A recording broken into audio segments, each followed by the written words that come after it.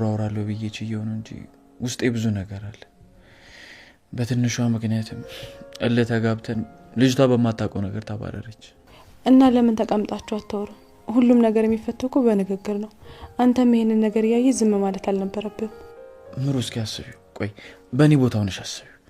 ናውማ ሌሊት ተነስቶ ሳሎን ቁጭ ብሎ ስልክ ሲያወራ ብታገኙ ያውም ከማታውቂው ሰው ጋር ምን ትያለሽ? እሱማ እኮ በጣም ከባድ ነው። ግን ቆይ ስለ ጽናት ነው እያወራን ያለነው? ምንም እኮ ስለማናውቃት ሴት እያወራን ያለነው እየመሰለኝ ያለው። ናውማ ከምታስበው በላይ እኮ ታከስኳት። የሆነ ነገር ሳነሳ አንተስ እኔ ያልኩህን መቼ አደረግክ ነው መልሷ። ምንም እንደዛ የምትል እቺ የፈረደባታና ነቻ እንዴ? እሷን ስላላባረርኩ እኮ ነው። ትልቁ ምክንያቱ እሷ ናት።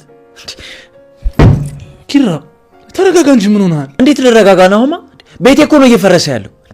ገና ገንብቻ አልጨረስኩም ስል ጭራሽ ከስር መሰረቱ እየተናደኩ ነው። እየሆነ ያለውን ነገር አይታየም?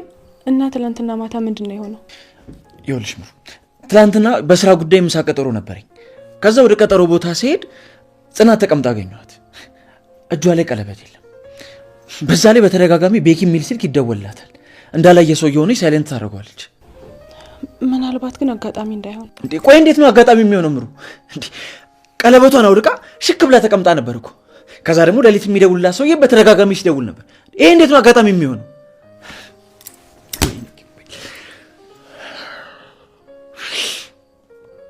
የዚህ ቀን ተማምለን ያደረኩላትን ቀለበት ከወልቃ ነበር የተቀመጠችው። ከዛ ጭራሽ ከዛ ሰው ቆይ እስኪ እናንተ ንገሩኝ፣ ምን ያጎደልኩባት ነገር አለ? ሁን ያለችኝ ከመሆን ውጭ ምን ያደረኩት ነገር አለ? ኪራ በቃውን ለመረጋጋት ሞክር። ተወኝ ናውማ ተወኝ፣ ውስጤ ተቃጥሏል። እባክህን ኪራ ተረጋጋ። እንደዚህ መሆን እኮ ይጎዳሃል። አይጎዳኝም ምሩ፣ ጽናት ካደረገችኝ ነገር በላይ ምንም አይጎዳኝ።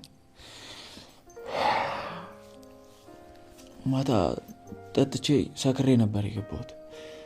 ምንም ነገር አላስታውስም። ኒና እንደነገረችኝ ከሆነ ቀለበቱ ቤት ብቻ የምታረጊው ከሆነ ምን ያደርግልሻል ብለህ ስታስወልቃት ተናዳ ሄደች ነው ያለች። ቆይ እኔ ለጽናት አንስባታለሁ እንዴ? እንደምትፈልገው ጥሩ ባላልሆንኩላት?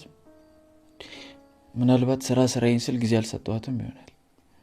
ግን ደግሞ ነጋችንን ለማሻሻል ቆይ ከኔ እሱ በልጦባት ኪራ ቆይ ምን እየሆንክ ነው ያለው? አቃተኛ ናውማ ውስጤ ስብርብር እኮ ነው ያለው።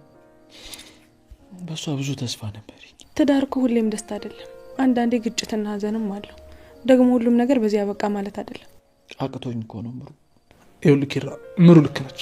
እዚህ ደግሞ እናወራታለን እሺ? ምናልባት ስሜታዊ ሆነ የወሰነች ውሳኔ ሊሆን ይችላል። ግን ይህን ልጅ እንዳገኘው ትገለዋለሁ። እመኑኝ ይገለዋለሁ። ኪራ ረጋ በል እንጂ። ሲጀመር ጽናትን አታውቃትምና ነው የነገሮች መገጣጠም ነው እንጂ ደግሞ እንደዚህ አታደርግም። ፊቴ እንዳትባይ